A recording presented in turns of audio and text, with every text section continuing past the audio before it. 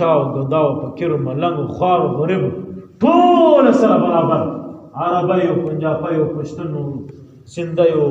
هندوستانیو افغانیو بنگالیو هر بلیا هر قوم هر ژبې والا هر ملک والا هر نسل والا تور خړو سپینو جګو لنډیو هر بلیا دا ټول الله جل په دې ذکر راوړي دا د امن شهر دی د امن ځای دی د اتفاق د اتحاد د مینه محبت ځای دا الله جل جلاله ډېر معتبر دی دا ځای ځکه الله تعالی فرمایي چې هذا البلد الامين زما د قسم په دې شهر اوس الله تعالی فرمایي لقد خلقنا الانسان في احسن تقويم زما د قسم پر انسان باندې چې ما ډېر په ښایسته په تحقیق سره ما انسان په ډېر ښایسته انداز کې جوړ کړی یو انسان اوس علماء کرام فرمایي ډېر تفصیل پسته په دې آیتو کې علماء کرام فرمایي چې انسان بل انسان ته